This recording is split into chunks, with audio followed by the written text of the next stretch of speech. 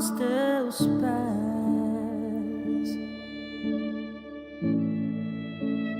pois prazer maior não há que me render e te adorar.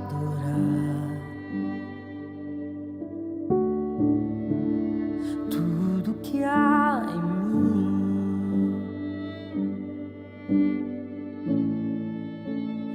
quero te ofertar,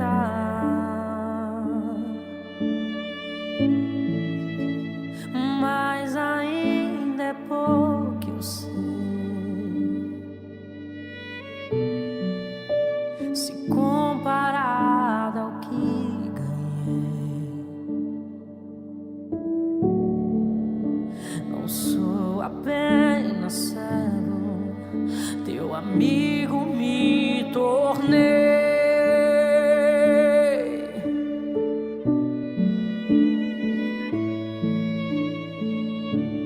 Te louvarei,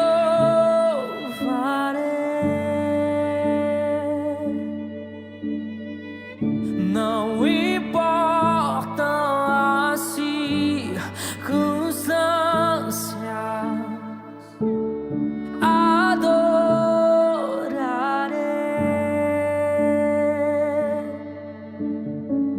somente a ti, Jesus.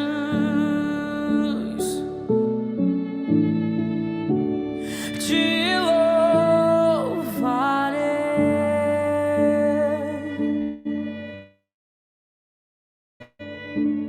não importam as circunstâncias. Adore, adore, adore. Adorarei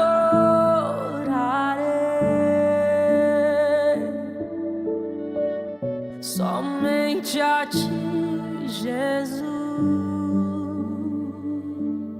Glória a Deus. Aleluia. E aí, como é que tá você? Estamos de volta aqui, sim, voltamos. Devocional. E que alegria compartilhar esse momento aqui com vocês. Estamos de volta. Caminhada com Jesus.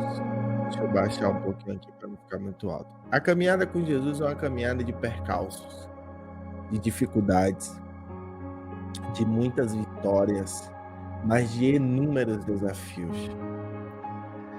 E muitas vezes Deus nos permite entrar em batalhas e perder batalhas, para que a gente lembre, sabe que a geração atual ela não tem sido preparada para perder batalhas.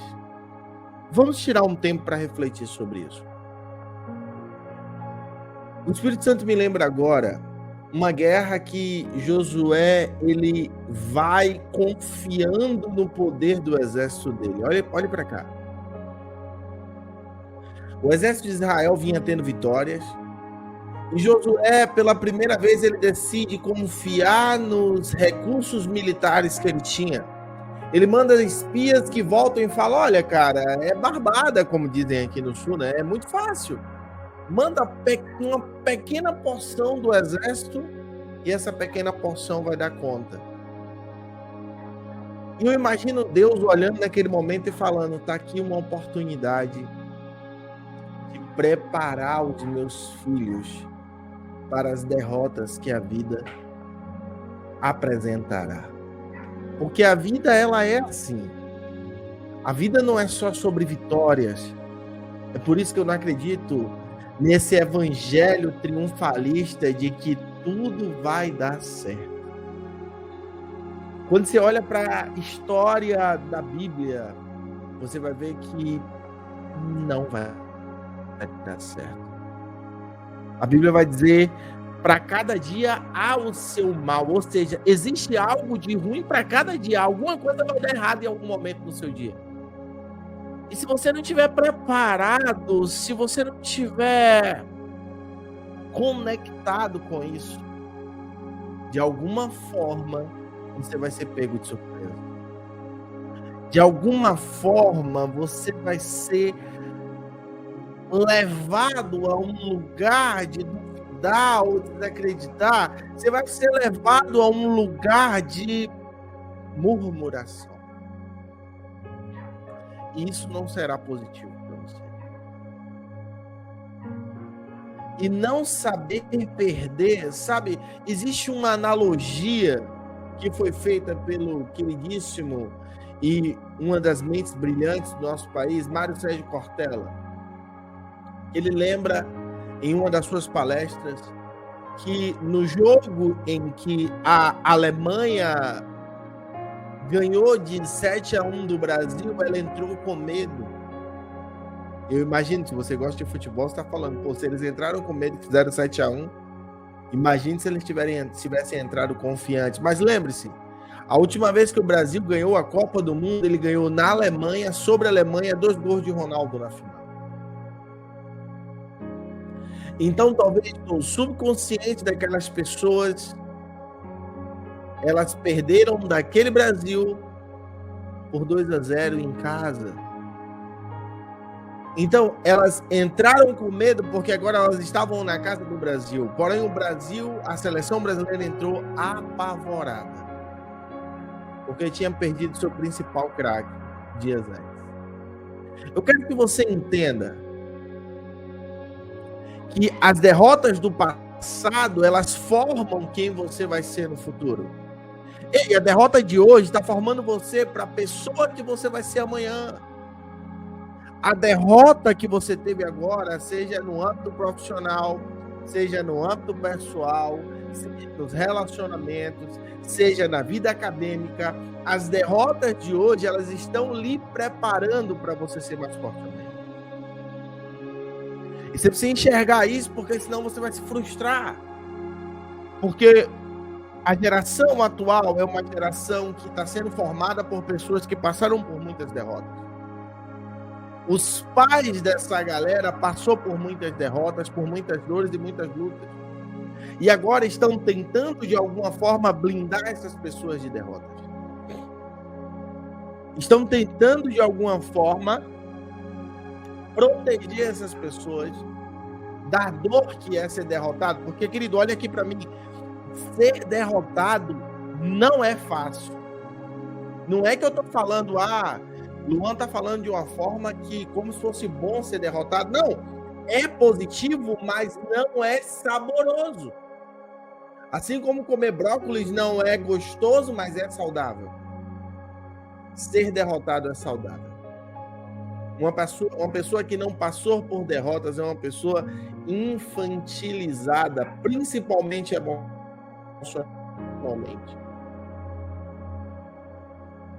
As facilidades que temos hoje nos tempos modernos está formando pessoas fracas, justamente porque a nulidade de dificuldades gera pessoas incapazes. Olha só que absurdo, né? A facilidade era para gerar pessoas mais inteligentes, no mínimo. Porém, os índices que vemos é que pela primeira vez na história da humanidade, desde Adão e Eva, os pais estão sendo mais inteligentes do que os filhos. E, claro, talvez alguém que cegamente vai querer defender seu filho vai falar que é porque os pais agora têm mais acesso à informação do que os filhos. Talvez. Mas eu quero também lembrar que os filhos têm o mesmo acesso à informação e preferem consumir um conteúdo raso, pequeno e insuficiente. Ô, irmão, o que eu estou querendo te dizer aqui é que muitas vezes alguma coisa que vai dar errado em sua vida não é o demônio. É Deus te preparando para o que vai dar certo lá na frente, que é muito maior que o que deu errado agora. Porém, muitas vezes está dando tão errado que é o momento de parar, orar, pensar, esperar. A gente está numa vida de que, vamos lá, vamos acordar às 5 da manhã e vamos fazer caminhada e vamos fazer escalada e agora vamos investir na bolsa e agora vamos fazer isso e vai dar tudo certo. E muitas vezes o que Deus quer é que você pare, espere. Sabe, esse devocional nasceu no meu coração coragem e fidelidade. Para você servir a Deus, você precisa ter coragem para ser fiel a Ele. Não vai pensando você que é fácil. Não é fácil. Você vai ser diariamente desafiado a desistir, desviar, desanimar. E se você não tiver coragem, você não vai conseguir. O que eu estou querendo te dizer é: vamos mergulhar nos princípios que vão agradar a Deus, no que se diz ter coragem.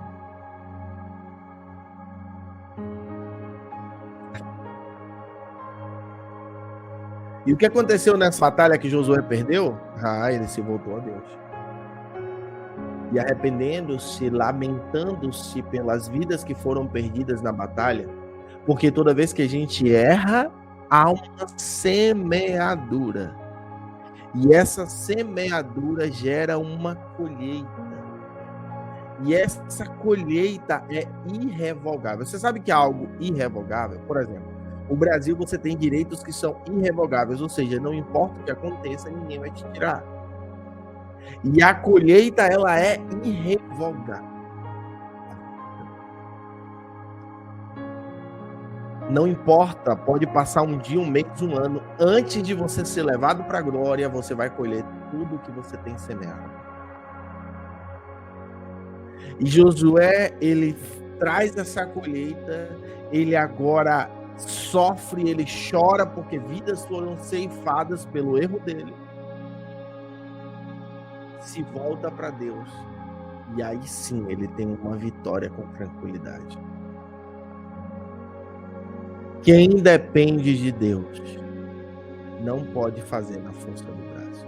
Mas vamos orar. Eu quero orar com você para pedir que o Senhor abra o nosso coração, para que o Senhor ele venha a clarificar a nossa visão e eliminar toda confusão, toda distração, tudo aquilo que o inimigo venha querer usar para roubar você do centro da vontade de Deus nesse momento. Amém? Vamos orar. Deus, em nome de Jesus, eu abençoo todos os irmãos que estão acompanhando agora. Eu quero que o Senhor derrame, eu clamo para que o Senhor derrame graça, favor. Ó Deus, aplica o teu sangue em cada um, meu Pai. Envia um anjo que visite agora cada ambiente que eles estão, seja no transporte, seja em casa, seja no trabalho, se estiver na TV agora, meu Deus, da casa, da empresa, do escritório, ou no celular, meu Deus, que chegue agora um anjo que elimine, extirpe, expulse, quebre, destrua, anule toda a ação do inimigo nesse ambiente, meu Pai. Nós clamamos agora uma legião de anjos invadindo este lugar. Ó Pai, esses anjos vêm agora, desfaz toda a confusão, elimina todo barulho, tira Deus toda a crença limitante. Ó Pai, tudo aquilo que vem para atrapalhar que a tua semente do céu germine, seja eliminada agora, Pai. E que a mente e o coração dessas pessoas que agora estão acompanhando, desse irmão, dessa irmã, seja ele adulto, criança, ó Deus, não importa. Seja agora como terra fértil, meu Pai, em tuas mãos. E todas as tuas sementes serão lançadas nesse momento. Em nome de Jesus. Amém. E amém, graças a Deus. Vamos partir para a palavra, Gênesis capítulo 12. Você quer pegar a sua Bíblia aí? Se não quiser, não precisa. Nós vamos abrir aqui. Tem pessoas que gostam de acompanhar com a própria Bíblia, mas nós vamos abrir aqui e vai ser maravilhoso. Eu creio que vai dar para você acompanhar. Amém? Gênesis capítulo 12, versículo 1 diz assim, ó: Então o Senhor disse a Abraão: saia da sua terra, do meio dos seus parentes, da casa de seu pai, e vá para a terra que eu lhe mostrarei. Farei de você um grande povo e o abençoarei. Tornarei famoso o seu nome e você será uma bênção. Existem algumas coisas nesse texto que a gente precisa falar para que ele tenha o sentido que o Senhor quer trazer para você nessa noite. Primeiro que Deus ele vem e fala com Abraão: sai da sua casa do meio da sua parentela, saia da casa do seu pai. Essa saída da casa do pai dá-se, porque se você for acompanhar a trajetória bíblica, você vai ver que todos os homens, e isso foi uma palavra de Jesus, recebiam a honra a não ser no meio dos seus parentes. Olha o que eu vou te falar.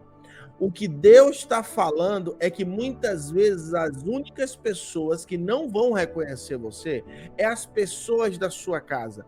O que acontece é que muitas vezes essas pessoas elas são autoridades emocionais na sua vida. Muitas vezes essas pessoas são pessoas de relevância na sua vida. E a opinião delas sim tem um peso. Olha o que o Senhor está falando nessa manhã. Então, muitas vezes, você precisa ser tirado de alguns ambientes. Você precisa ser fiel à direção que o Senhor lhe dá. Claro, aqui Deus está falando diretamente para Abraão sair de um lugar físico para outro, mas vamos pensar sobre o que Deus pode ter lhe pedido e você está resistindo. Talvez Deus lhe pediu para que você saia do meio dessa amizade. Talvez Deus está lhe pedindo para que você saia do emprego que você está. Talvez Deus está lhe pedindo para que você saia dessa sociedade que você faz parte. Talvez Deus está lhe pedindo, olha que loucura, para que você saia da igreja que você faz parte. Luan, eu nunca imaginei entrar no seu canal e ver você falando para uma pessoa sair da igreja. Irmãos, olha aqui para mim. Na época de Jesus existiam fariseus corretos e fariseus corruptos. Você acha que nos dias de hoje não existe pastores corretos e pastores corruptos? E se você faz parte de uma igreja que você sabe que é corrupta, que é uma igreja que o coração do pastor não está voltado a Deus, você sabe e você continua lá, você está compactuando. E no mundo espiritual está se gerando uma carga sobre sua vida. E muitas vezes tem pessoas que estão aprisionadas nisso por causa de você vai sair em maldição. Porque você só pode sair se o pastor abençoar. Porque você vai sair da cobertura espiritual. Gente, com todo respeito, ore sobre isso. Eu não vou nem emitir opinião. Ore sobre isso. Procure uma base bíblica sobre isso. Não vá pelo que Luan está falando, não, viu? Luan também é falho, mas procure uma base bíblica que eu procurei e não encontrei. Procure uma base bíblica sobre isso. E depois você dá continuidade na sua vida. Mas muitas vezes Deus ele quer nos tirar da zona de conforto. E eu sei que todos nós, cada um de nós, temos coisas que Deus nos pediu, mas nós não conseguimos abrir mão. Sabe, muitas vezes essa é a coisa, olha aqui, essa é a coisa que está travando o nosso ministério. Essa é a coisa, olha o que eu vou te falar agora. Olha isso que eu vou te falar agora. Essa é a coisa que está travando a bênção de Deus na nossa vida.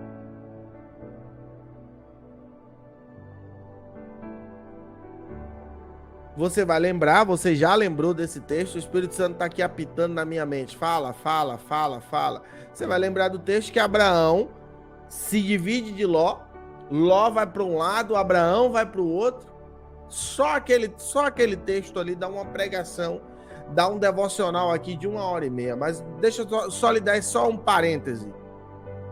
Quando Abraão se divide de Ló e Ló vai embora e agora ele conclui o que Deus pediu a ele, Deus fala, você já estava na bênção e não estava vendo. Olhe para um lado, olhe para o outro. É tudo seu. Tudo isso aqui é seu. Você só não estava desfrutando. Porque seus olhos estavam fechados até que você obedecesse ao que Deus pediu a você. Até que você... E o caso de Abraão é muito mais pesado. Pouca gente sabe. Eu sou um cara curioso. E eu fui pesquisar onde era essa cidade que Abraão morava. E Abraão, por que Deus foi específico em falar, saia da casa do seu pai? Abraão morava com seu pai Terá, com sua mãe... Esqueci o nome da mãe. Com sua esposa. Isso era uma tradição. Só que o pai de Abraão era alguém muito influente naquela cidade, muito importante. E Abraão seria o principal herdeiro de tudo aquilo que era do pai. O pai dele já estava bem velho. Olha o que eu vou te falar aqui.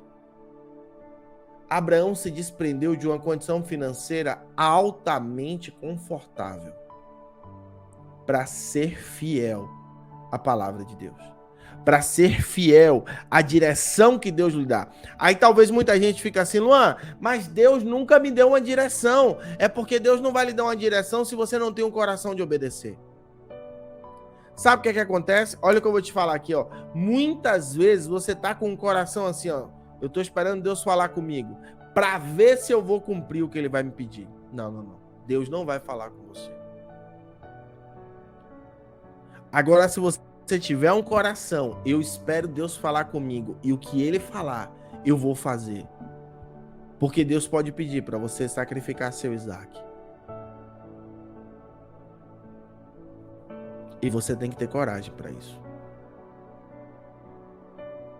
Ei, irmão, Davi, ele já tinha um exército de valente, era o exército mais temido da terra. Irmão, olha o que eu vou te falar agora. Existiam nações que temiam Davi, que não era uma nação até então. Davi ainda era um fugitivo e existiam nações que tinham medo de Davi por causa do exército dele. Davi, quando reinava em Hebrom, ainda não era uma nação. Davi ainda não era rei de Israel. Davi era rei apenas em Hebrom. Abissai foi para uma batalha e ele sozinho destruiu mais de 300 filisteus.